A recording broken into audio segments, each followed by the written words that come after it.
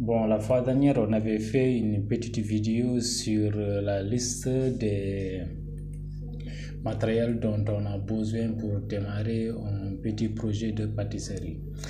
Et dans cette liste, on a séparé les deux types de dépenses. On avait les dépenses qui durent dans l'entreprise, c'est-à-dire qui ont une durée de vie supérieure égale à 1 an, et les dépenses qui ont une durée de vie inférieure à 1 année. Et on avait dit que les dépenses qui doivent durer plus d'1 année au sein d'une entreprise constituent les investissements, et celles qui ont une durée de vie qui est inférieure à 1 année constituent les besoins en fonds de roulement. Et là, je viens de séparer les deux tableaux. Là, j'ai ce qu'on appelle les investissements. J'ai là le four, moule à gâteau, ustensiles de mesure, bol, ainsi de suite.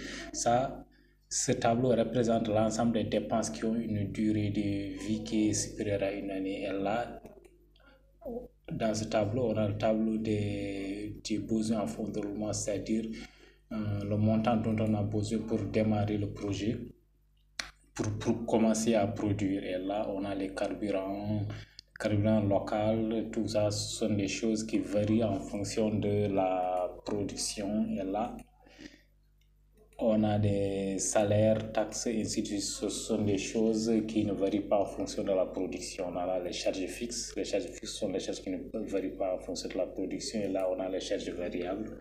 Ce sont les charges qui varient en fonction de la production. Et là, on a le coût total du projet qui est égal au coût total des tableaux de l'investissement plus le coût total des besoins en fonds de roulement. Et ici, on a les hypothèses de vente. Les hypothèses de vente on peut choisir les hypothèses de vente journalières, comme on peut choisir les hypothèses de vente mensuelles ou bien annuelles. Mais moi, je vais choisir tout simplement les hypothèses de vente qui sont mensuelles. Et pour déterminer les hypothèses de vente, quand on se dit par exemple qu'on vend par exemple 200 000 ouguiya par mois. Si on vend 200 000 ouguiya par mois, cela signifie que les charges de l'entreprise vont varier en fonction de la quantité vendue. Pour vendre, il faut produire, et pour produire, il faut engager des coûts. Et les coûts sont là. Si je tape par exemple 200 000, c'est là 200 000. Si je mets entrée, automatiquement les choses vont s'afficher ici.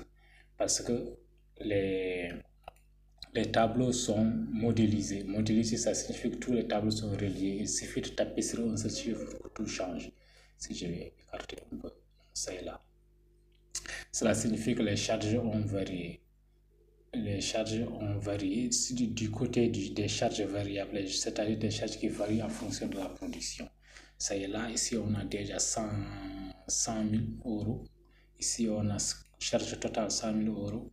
Charge coût total du projet 100 000 euros. Et là c'est vide parce que je n'ai rien encore rempli. Plus j'ai rempli ces deux tableaux là, plus le coût du projet augmente. Nous allons passer à, par exemple ici, je vais vers four, je vais mettre par exemple 100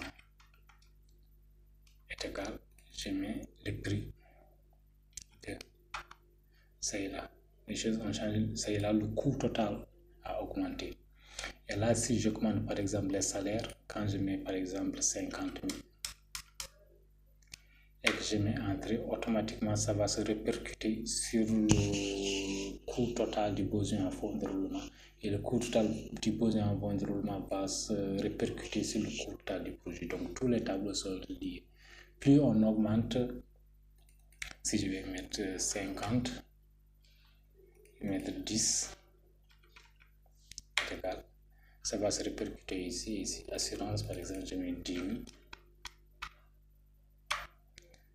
Plus j'ai rempli les choses, plus j'ai rempli les chiffres, plus le coût total du projet change.